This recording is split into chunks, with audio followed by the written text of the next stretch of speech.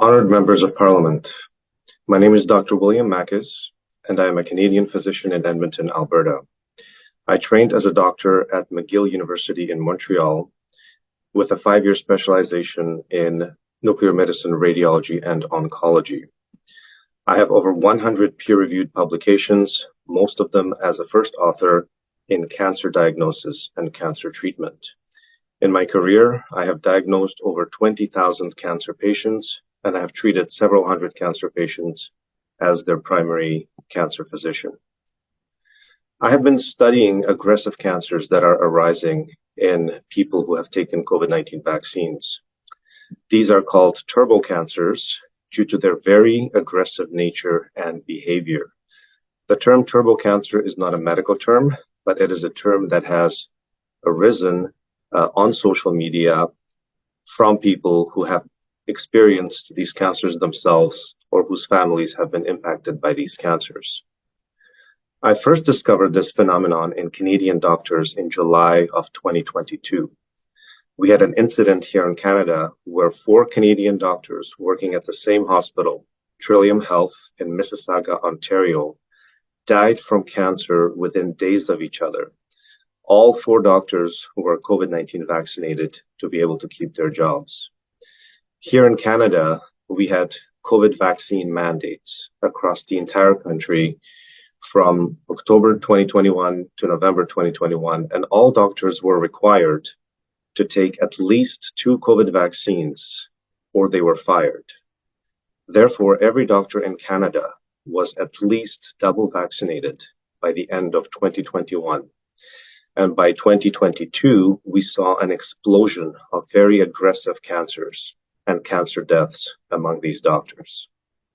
I testified recently to the National Citizens Inquiry in Canada, and I submitted as an exhibit several documents confirming that Canadian doctors now have an excess mortality of 54% in 2022 compared to 2019, meaning that 54% more Canadian doctors died in 2022 than 2019. I have provided an extensive database of these Canadian doctor deaths to the National Citizens Inquiry, and this database is accessible for download and for analysis. Now, at least a quarter of these deaths were due to extremely aggressive cancers. Since discovering this phenomenon of turbo cancer, I have reported over 300 cases of turbo cancer in my articles, which I publish on my Substack, mackesmd.substack.com. I have seen these cancers in every COVID vaccine mandated profession. I have seen it in all healthcare workers, doctors, nurses, physiotherapists, occupational therapists. I have seen it in teachers. In fact, teachers are the COVID vaccine mandated profession that seems to have been hit the hardest by aggressive cancers and cancer-related deaths. I have seen it in police officers, in firefighters, in the military, city workers, and other areas of employment where COVID vaccines were mandated. There's also another group that has been hit very hard by cancer, and this is a group of university students and college students who were mandated vaccines to be able to stay in school and continue their programs. Many of these young kids are now dying. The clinical features of turbo cancer can be described as follows. I believe that these cancers affect people of all ages, but they seem to really affect young people, even children as young as 12 years old. These cancers present at a very late stage, usually stage 4.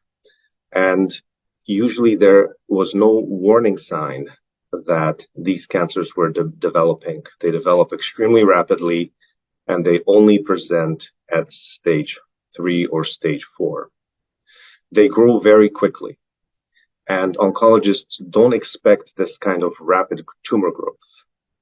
These tumors can grow to very large sizes, and these tumors have been described as either softball-sized or football-sized, even watermelon-sized, very large tumor masses. These cancers spread very aggressively, and they spread to multiple sites around the body. I have witnessed situations where surgeons thought that they could surgically remove these cancers, get them under control because imaging hadn't shown spread. They go conduct a surgery, and after surgery, they repeat the imaging, and then they see that the cancer has already spread. It has spread to the lymph nodes, it has spread to the lungs or the bones, and so they did not catch the cancer in time. Now, the most common turbocancers that are showing up in COVID-vaccinated individuals are lymphomas, brain cancers, usually glioblastomas, breast cancers, usually triple-negative breast cancers, colon cancers, and lung cancers.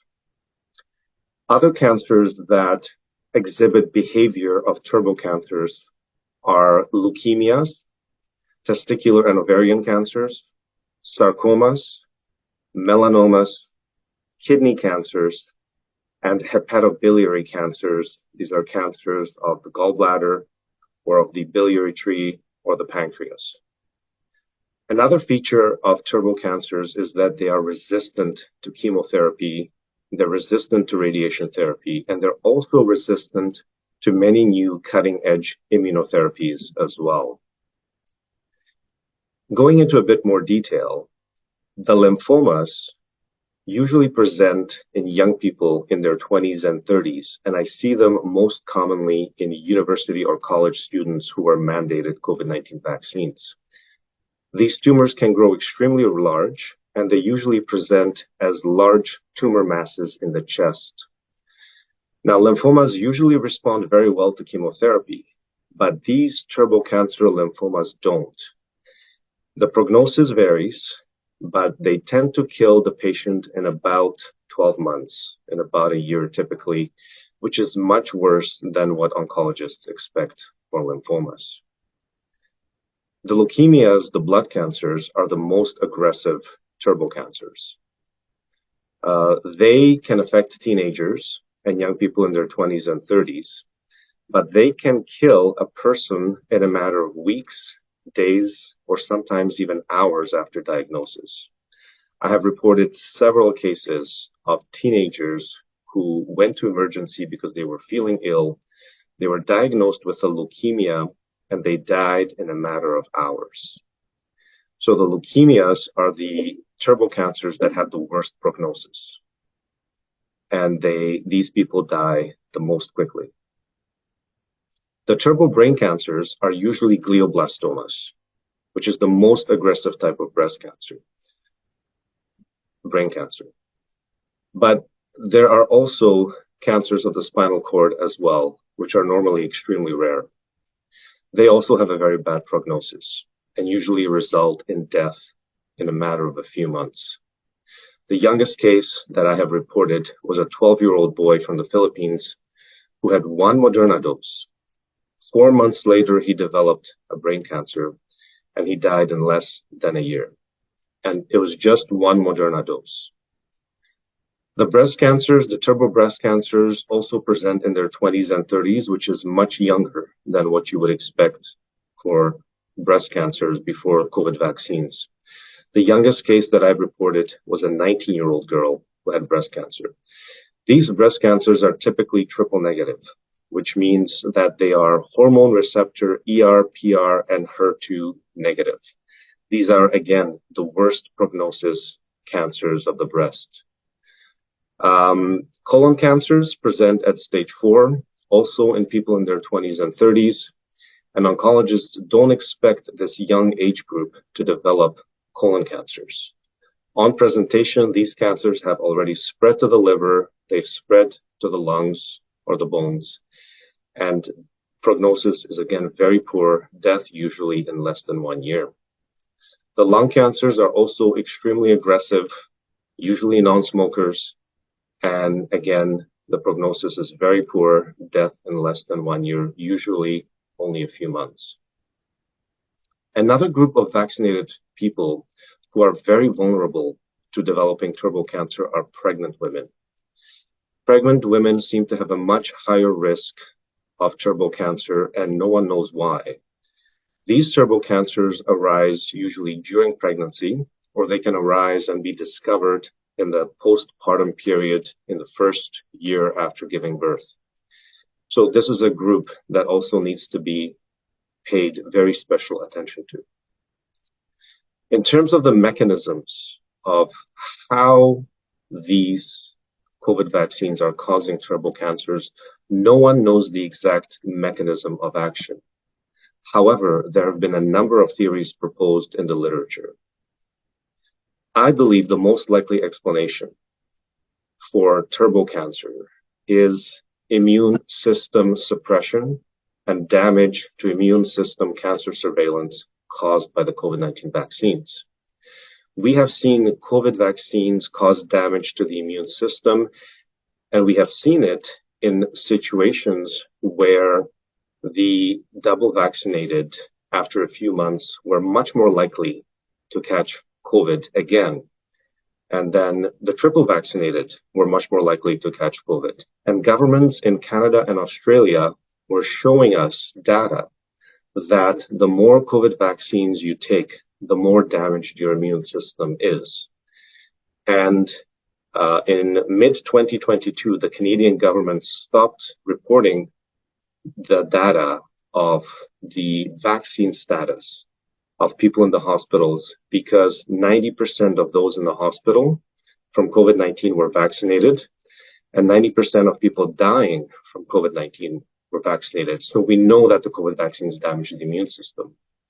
They damage immune cells, cytotoxic T cells, natural killer cells, and they interfere with immune system signaling. They can do this through receptors on immune cells, such as toll-like receptors, or TLRs. And we know that the mRNA vaccines, the mRNA was modified with pseudouridine specifically to dampen the immune response through toll-like receptors so that the mRNA would not get destroyed by the immune system when the vaccine was injected. There's also been discoveries that these vaccines decrease or suppress type 1 interferon. So it completely changes the cytokine profile once the person has been injected with a vaccine. Another theory is that COVID vaccines interfere with tumor suppressor genes like p53 and BRCA1, which are involved in many cancers. BRCA is involved in breast cancer and ovarian cancer, and p53 is involved in lung cancers, colon cancers, and many other cancers.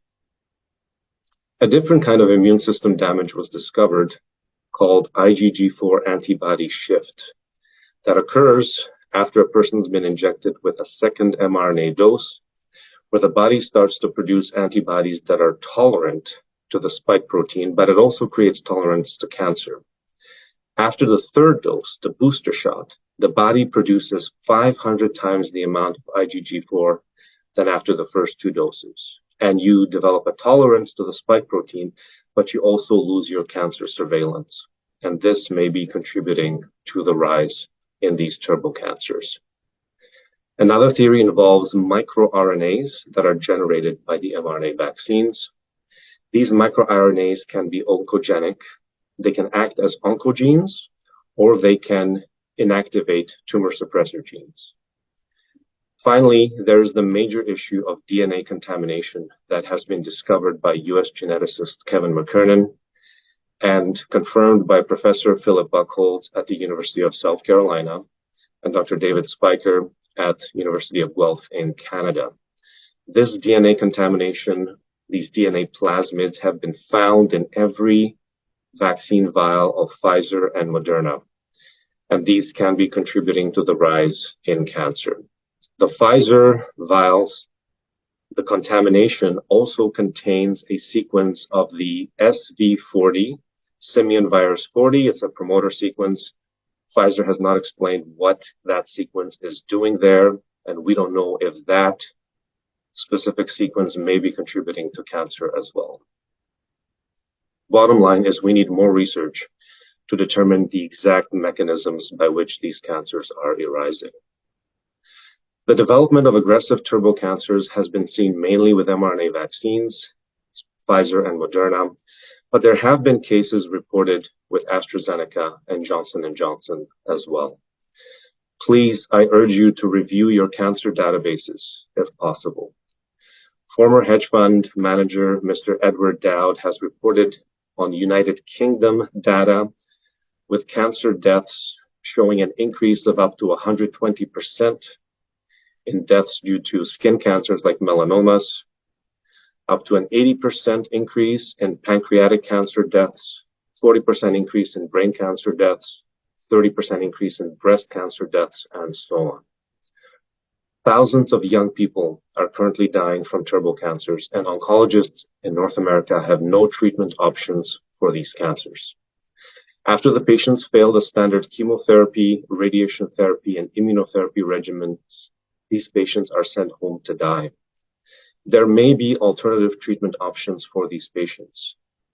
There are protocols using high doses of ivermectin, high doses of mebendazole or fenbendazole, high-dose vitamin C infusions, high-dose melatonin protocols, CBD oil, and other approaches that have not been adequately studied in clinical trials, which may help these patients who are now suffering from these turbo cancers. I am calling for an immediate suspension of COVID-19 vaccines. These products are extremely dangerous, especially for children, for pregnant women, for young adults, and I believe that these vaccines should be taken off the market immediately. Thank you very much for giving me the opportunity to speak to you, and God bless you all.